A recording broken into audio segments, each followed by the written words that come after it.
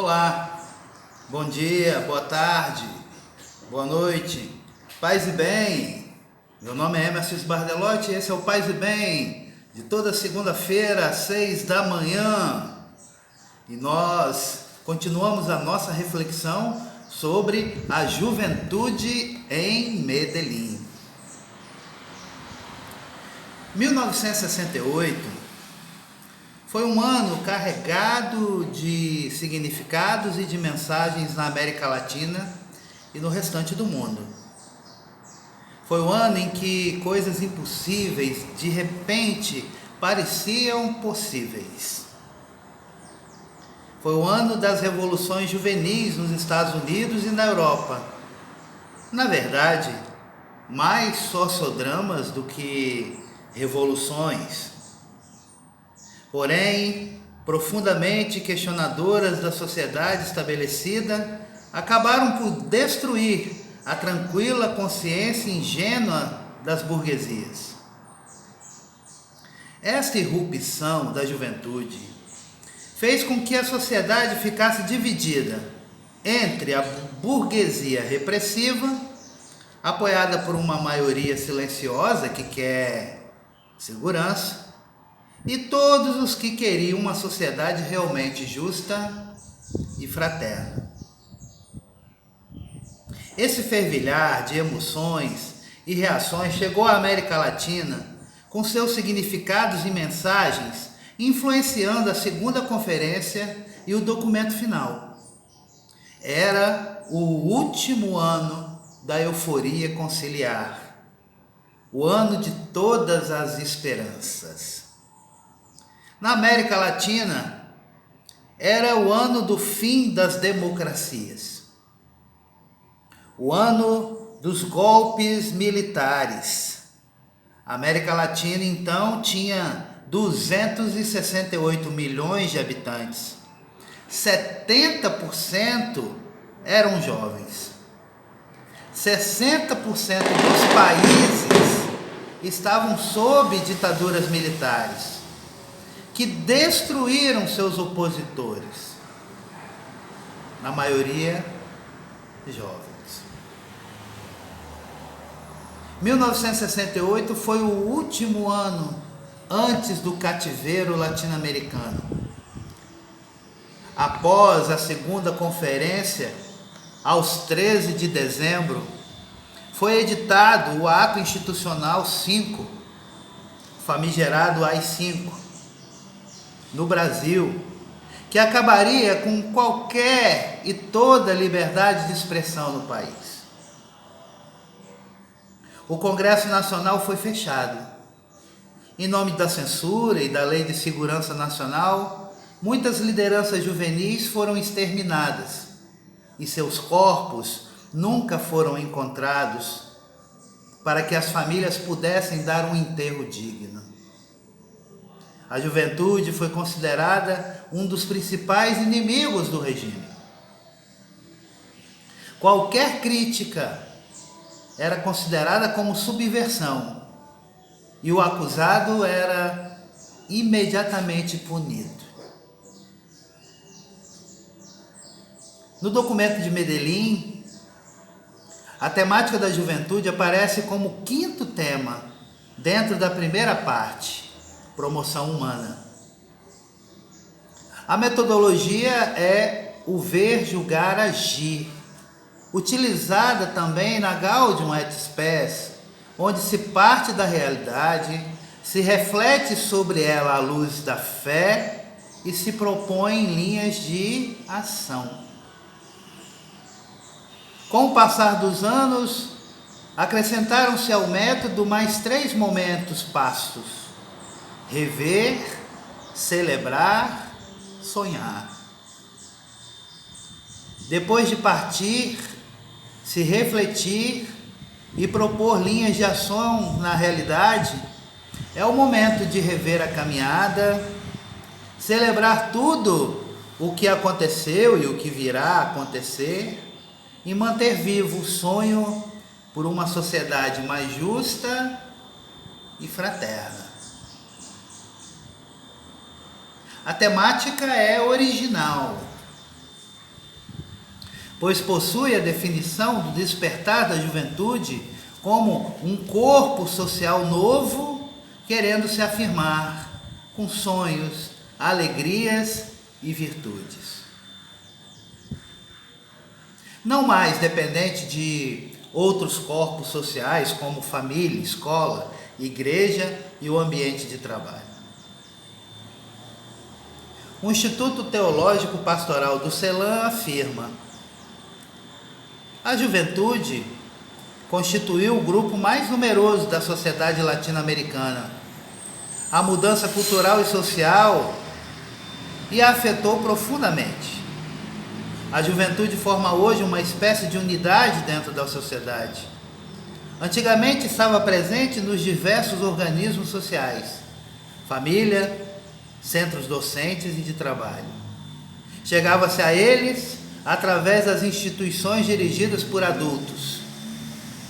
Agora, a juventude se apresenta como um novo corpo social, com suas próprias ideias e valores e seu próprio dinamismo interno, buscando novas responsabilidades e novas funções dentro da comunidade latino-americana.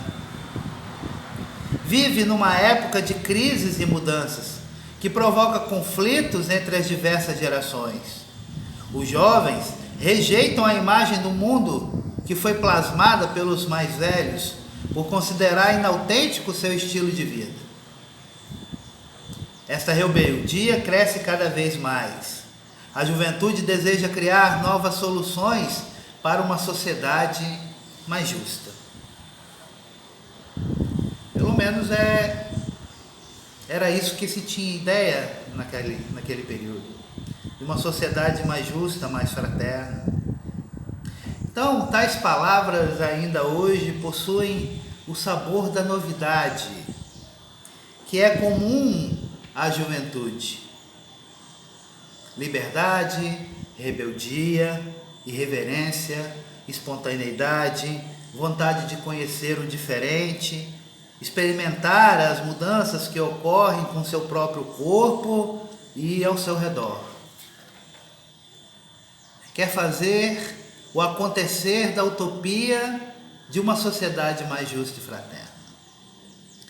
Esse dinamismo foi sentido por aqueles que estavam em Medellín e chegou aos grupos de jovens espalhados por toda a América Latina e Caribe nos anos posteriores, formando uma pastoral da juventude. Eu disse pastoral da juventude, eu não disse pastoral juvenil. Pastoral da juventude é bem diferente de pastoral juvenil. Uma pastoral da juventude forte e profética. Muitos jovens se tornaram lideranças em diversos estratos sociais, porém poucas lideranças continuaram com o serviço pastoral. Mesmo assim, a profecia não se curvou frente à realidade opressiva que foi imposta. No documento de Medellín, o tema da juventude está organizado em 3 seções. A primeira seção é situação da juventude. A segunda, critérios básicos para uma orientação pastoral. Terceira, recomendações pastorais com respeito à juventude geral, com respeito aos movimentos de jovens. Infelizmente, não temos como nos aprofundar em cada uma das seções, mas apontaremos aqueles pontos que chegaram até nós 50 anos depois, como profecia viva, inquietante e provocadora, e que não nos deixa dormir em paz. Então, a situação da juventude, Medellín destaca: a juventude vive uma época de crise e de mudanças que são causas de conflito entre as diversas gerações.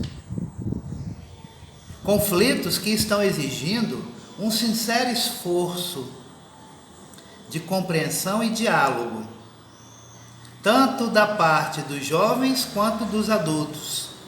Trata-se de uma crise que atinge tudo e ao mesmo tempo que produz um efeito purificante. Traz também, não raro, a negação de grandes valores. Os jovens são mais sensíveis que os adultos aos valores positivos do processo de secularização. Esforçam-se por construir um mundo mais comunitário que talvez vislumbrem com mais clareza que os antepassados. Estão mais abertos a uma sociedade pluralista e a uma dimensão universal da fraternidade.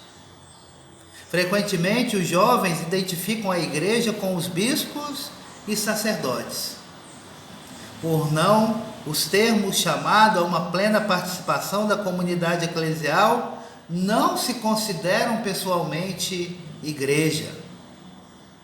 A linguagem ordinária de transmissão da palavra, pregação, escritos pastorais e etc., lhes é muitas vezes estranha e, por isso, não tem nenhuma repercussão em suas vidas. Esperam que os pastores não só divulguem princípios doutrinais, mas também os corroborem com atitudes e realizações concretas. Medellín, capítulo 5, versículo de 2 a 5.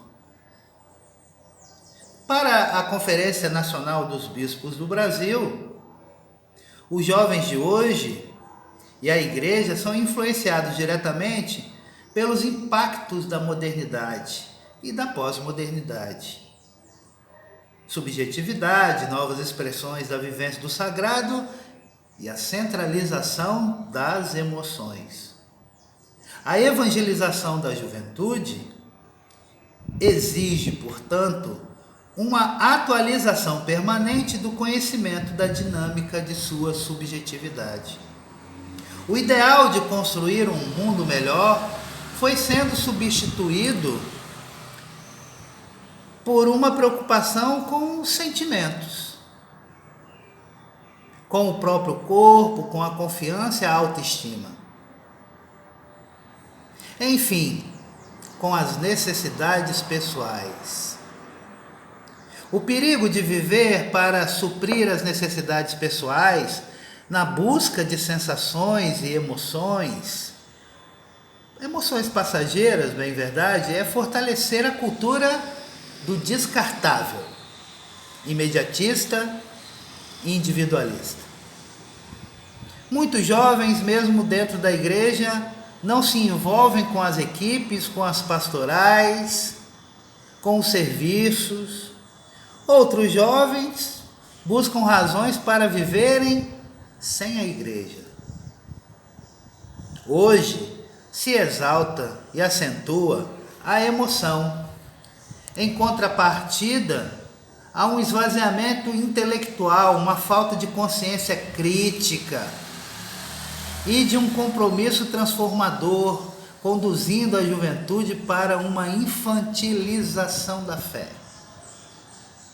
Em alguns casos, para o fundamentalismo e o fanatismo religioso. Para o Celan, a juventude inicia um novo caminhar, convidando para uma compreensão, escuta e aproximação comprometida com o ser jovem na América Latina e no Caribe. Com a busca constante pelo reconhecimento do juvenil como novidade, por meio da música, dos símbolos, das linguagens, dos modismos, da corporalidade, das crenças, dos ideais, da fé. A juventude latino-americana não quer mais ser invisível, quer ser reconhecida no mundo em que todas as decisões importantes estão nas mãos de pessoas adultas.